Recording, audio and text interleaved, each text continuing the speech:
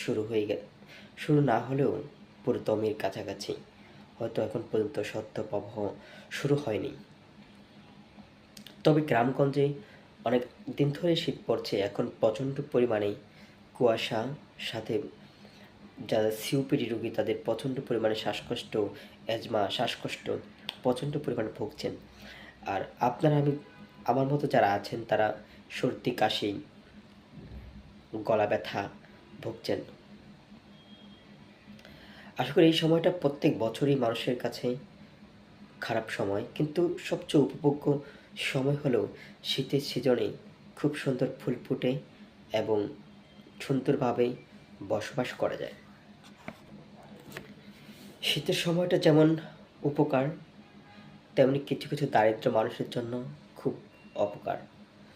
প্রতি বছরই আমরা একে অপরের সহযোগিতায় অসহায় দুর্ধর্ষ মানুষদেরকে দান করে থাকি, কিন্তু তাদের জন্য শীতকালটা কখনো বিলাসিতা নয়। যারা বিল্ডিং ঘরে কম্বল নিচের থেকে সুন্দরভাবে আয়েশ করে জীবনযাপন করতে পারেন, তাদের জন্য খুবই বিলাসিতা। এই বিলাসিতার মাঝেও যখন প্রচুর পরিমাণে শাকসবজি ফলে, এটা আমাদেরকে খুব আনন্দ দেয়, এটা আমাদেরকে খুব উৎসাহ যোগায়। কৃষকের মাঠ ভরে যায় পলি মাটি থেকে নতুন শাকসবজিতে। এটা আমাদের আনন্দ যেমন, তেমনি ভালোবাসাও বটে।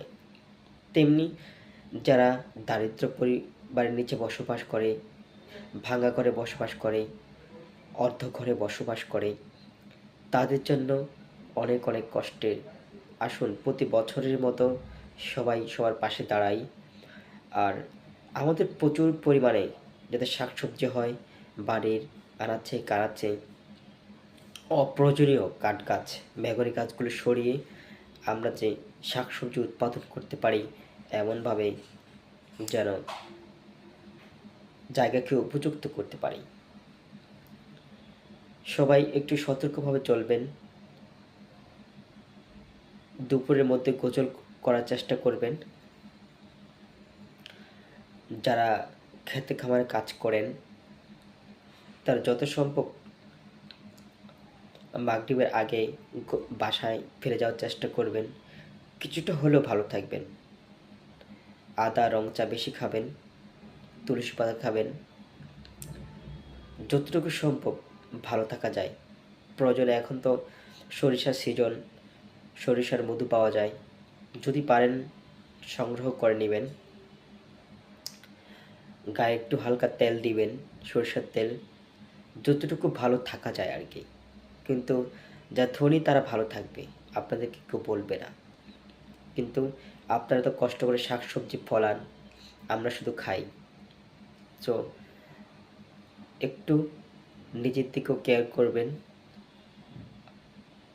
সুস্থ কীভাবে থাকা যায় সে চেষ্টা করবেন, নিজেদেরকে যত্ন নেবেন।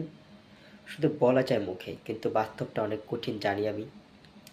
তারপরও একজন অচেনা মানুষের কথা হয়েও চেষ্টা করবেন যে আমার যদি একটু কিছু হয়, ডাক্তারের টাকা দেওয়ার মতো আমার সামর্থ্য নেই। আর সরকারি হাসপাতালের অবস্থা এরকম করুন বাংলাদেশে, ঢাকার বাইরে সরকারি হাসপাতালগুলো খুব করুন।